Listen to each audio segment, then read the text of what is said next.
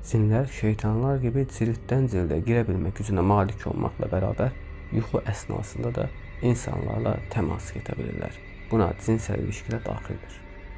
Cinlər axşam namazından sübh namazına qədər hər bir evdə, bura və ya sizin ev olmaqla hər bir evdə sərbəstcə gəzərlər.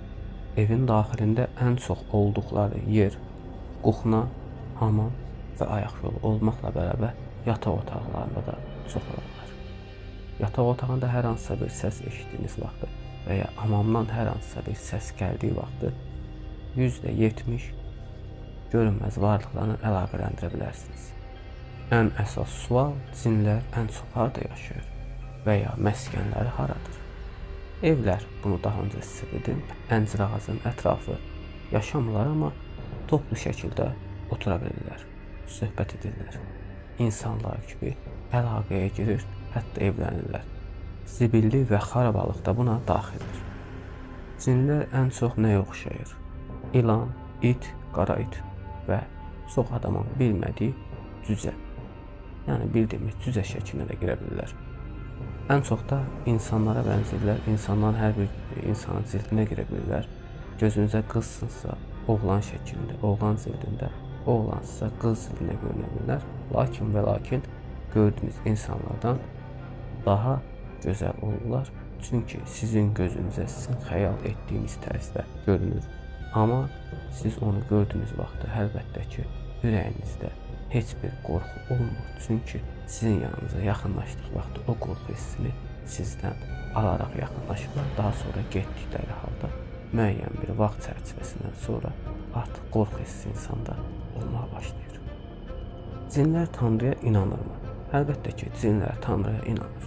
Xristiyan, müsəlman, yahudi və digər dinə mənsub qəbilə şəklində yaşayan cinlər də var. Onlar evlənir, ailə qurur və uşaq sahibi ola bilirlər. Ən əsası, nadir hallar olsa da bir insanla bir cinin evlənməsi mümkündür. Həm İslami dini baxımından, həm digər dinlər baxımından. Mitologiyada buna məsələ gətirmək olar ki, o da başqa bir videonun ən önəmli suallardan biri də cinlərin toyu necə olur? İnsanlar toyu kimi olur?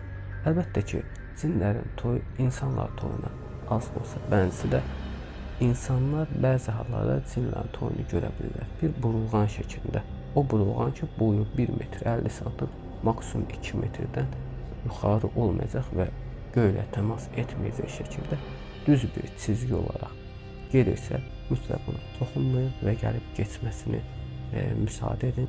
Cinlər cinə aşıq olur normalda, amma bəzi hallarda insana da aşıq olurlar. İnsana aşıq olduğu hallarda insanın normal bu həyatda hərəkət etməsinin ümumiyyətlə qarşısını alırlar və yalnız özləri bildikləri kimi hərəkət etdirirlər, yəni yönəldirlər. Bu isə insana böyük təsir edir. Həm həyatı baxımından, həm psixoloji olaraq. Cinlərin qadınlarına gəldikdə isə cinlərin qadınları hirsli və xəyanəti sevməzlər.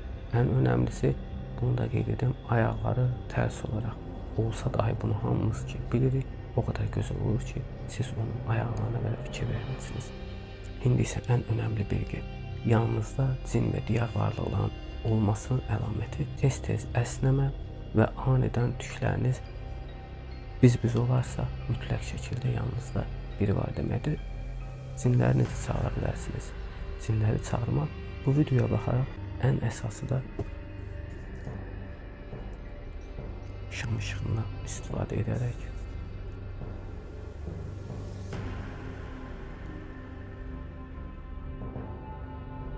cini çağıra bilərsiniz. Bunu yandırmanız yetərlidir. Sağ olun. Diğer videoda görüşmek üzere. Özünüzden muayene edin.